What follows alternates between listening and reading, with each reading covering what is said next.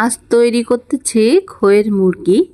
তো এই মুরগি কিভাবে আমরা তৈরি করি ওইটাই আজ আপনাদের সাথে শেয়ার করব।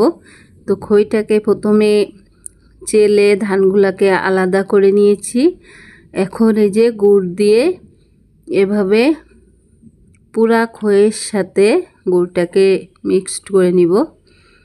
প্রত্যেকটা খইয়ের গায়ে যেন গুড়টা লাগে সেভাবে আস্তে আস্তে নাড়িয়ে নিতে হবে, হাত দিয়ে এভাবে মিশিয়ে নিতে হবে।